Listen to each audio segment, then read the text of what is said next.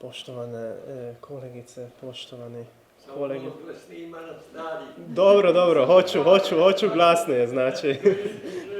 Poštovane kolegice, poštovani kolege, ja sam Ervin Dudaš iz Budimpešte i mnogo mi je drago da mogu biti danas ovdje na Cetinju i mogu malo govoriti o prisutnosti crnogorskog jezika u mađarskom znanstvenom diskursu, odnosno mađarskoj znanstvenoj javnosti. I najprvo želim zahvaljivati organizatorima da mogu biti ovdje i onda nadam se da ću vam predati neke nove informacije o prisutnosti crnogorskog jezika u mađarskom kontekstu. Znači, prije toga da počinjem govoriti konkretno o crnogorskom jeziku kod Mađara, želim istaknuti da prvi kontakt s crnogorskom kulturom znači prijevod Njegoševa gorskog vijenca, a to su Mađari dobili 1904. godine, a prevoditelj je bio čovjek iz Novog Sada, Veselin Đisalović, koji je inače poznato i kao autor prvih mađarsko-srpskih i srpsko-mađarskih džepnih riječnika. Njegov prijevod nije baš estetski tako vrijedan, tako da to moram dodati. A kasnije je bio objavljen ovaj prijevod i u drugom izdanju. Pravi prijevod Gorskog vijenca su Mađari dobili 1948. godine. Prevoditelj je bio vojvođanski mađarski pjesnik i prevoditelj Zoltan Čuka. Znači, to su prvi tragovi crnogorske kulture u mađarskom kontekstu. Sljedeći važni korak pa svakako znači djelatnost poznatog akademika, književnog povjesničara i redovitog profesora na Budimpeštanskom sveučilištu Jožefa Bajze, koji je bio dobar poznavalac crnogorskih prilika i možemo reći da njegovo najvažnije djelo o Montenegru i Kirdeš, znači Crnogorsko pitanje, ovaj rad je bilo objavljen u uglednom mađarskom časopisu Budapešti Semlja 1927. godine, a godinu dana kasnije je objavljen čak i talijanski prijevod istoga rada i kao što možete vidjeti, objavljeni su čak i srpski i crnogorski prijevodi ovoga rada. O Bajzi i o njegovom stvaralaštvu pa možete čitati i na sajtu montenegrina.net, tako da mislim da on je dobro poznato crnogorskim znanstvenicima i baš prošle godine ovdje na Cetinju je bio objavljen knjiga Jožef Bajza i Crna Gora od Nenada Stevovića i ova knjiga je bila objavljena i na mađarskom prijevodu, tako da možemo reći da aktivno se radi o predstavljanju ovog istaknutog čovjeka, prvog mađarskog montenegrista Crnogorcima.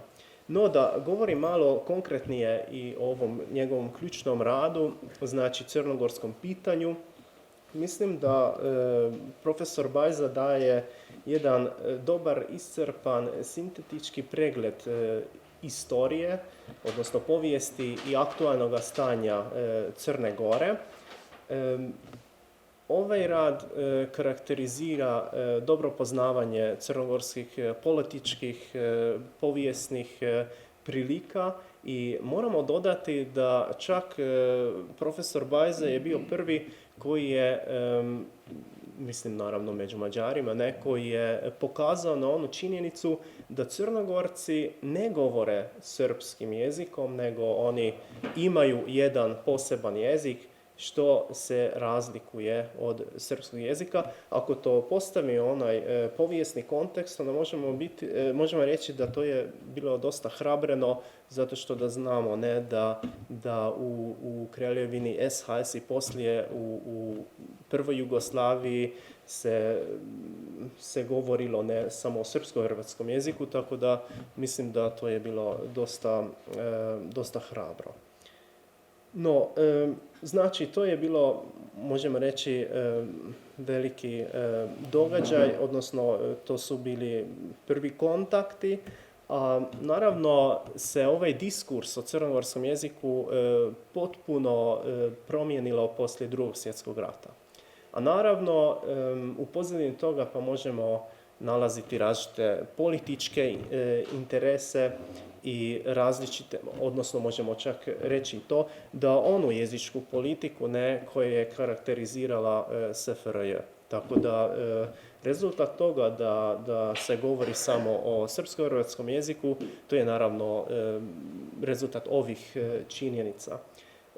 Tako da, na primjer, bila je izdana povijest književnosti jugoslavenskih naroda u Budimpešti na mađarskom jeziku od već spomenutog prevoditelja i vojvođanskog pjesnika Zoltana Čuke, no tamo ima jedno poglavlje u južnoslavenskim jezicima gdje možemo čitati, to pročitam i na mađarskom zato što da vidite koje termine on upotrebljava i onda i u prijevodu. Znači, citiramo az ország részében Crna Gora területén a crnogoracok, montenegróiak az egyik szerb nyelvjárás beszélik.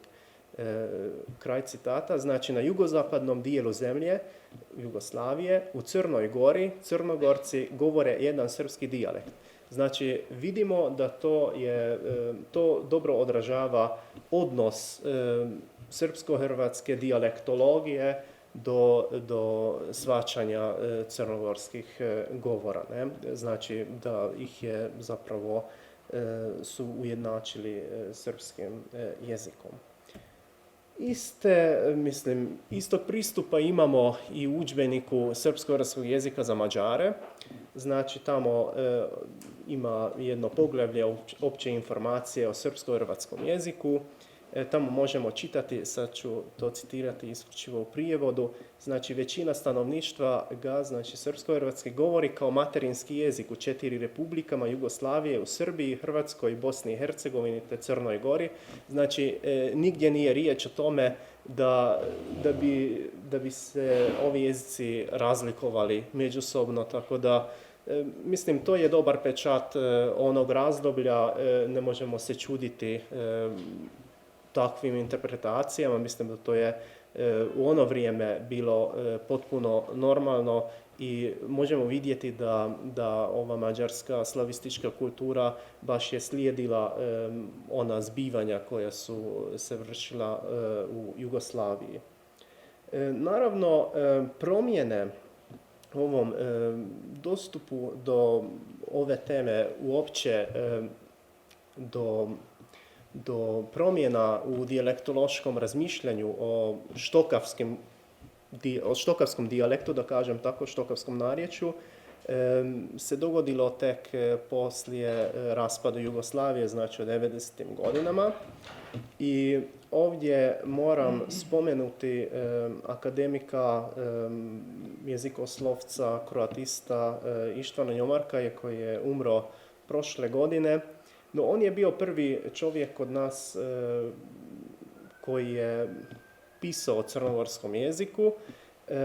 On je objavio jedan rad Njevi hejzetke dili somsjedainkro, jezično stanje u naših južnih susjeda 2002. godine u uglednom mađarskom lingvističkom časopisu Magyar Njev, a kasnije ovaj rad je bio objavljen u njegovoj samostalnoj knjizi Njeve i Hmutja i Šelene, prošlost i suvremenost naših jezika. U uvodu rada piše ovako, citiram samo u prijevodu. Danas, dobrih 10 godina nakon raspada Jugoslavije i skoro 7 godina poslije krvavog rata, govorimo već o 3 standardnim jezicima.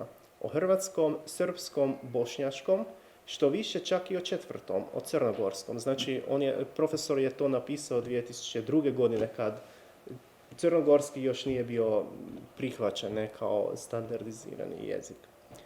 No, što on piše o crnogorskom jeziku? Znači, 11. poglavlje ovog rada je posvećen crnogorskom jeziku. U ovom poglavlju mađarski čitatelji mogu saznati sljedeće informacije o crnogorskom jeziku. Prvo da Crnogorski PEN centar je izdao deklaraciju o ustavnom položaju crnogorskog jezika. to da refleks praslavenskog jata u crnogorskom jest ijekavski, da prisutni su rezultate jotacije, tipa dje, djevojka, šutra i tako dalje.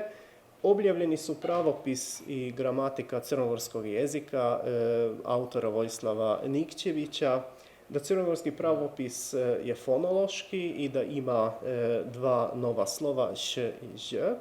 I kao zaključak profesor dodaje da budućnost crnogorskog jezika ovisi o političkim zbivanjima. To znamo ne da ova politička zbivanja su bila kasnije ugodna za crnogorski jezik, ne, i zahvaljujući tomu je bila uspješna i standardizacija i kodificiranje crnogorskog jezika.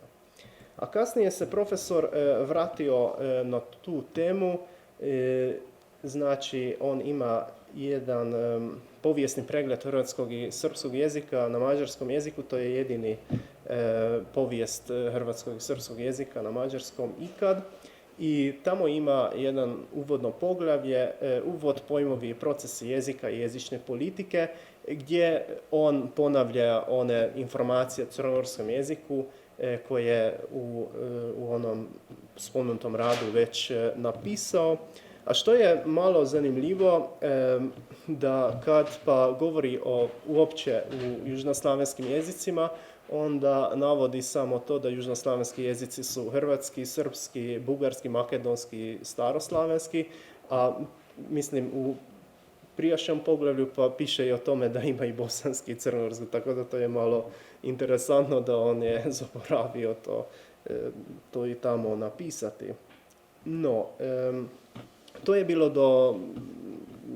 bilo što se tiče njegovog pristupa i njegovog tumačenja crnogorskog jezika, a u najnovije vrijeme imamo samo prikaz dijela drugih autora o crnogorskom jeziku. Kolega kroatist Ištvan Vig je napisao,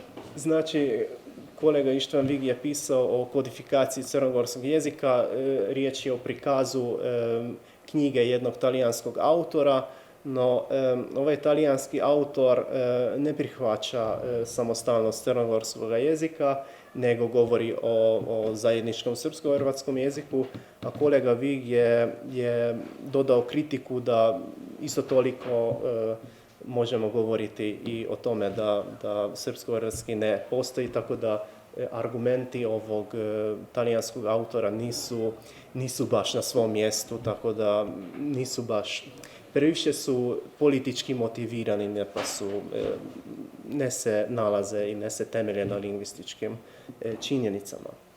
A kasnije je bio objavljen i prikaz stvaranja crnogorskog jezika slavista, rusista Andraša Zoltana. To je prikaz rada jednog japanskog jezikoslovca koji govori o tome da crnogorski je samo, kako da to kažem, plod političkih interesa i tako dalje.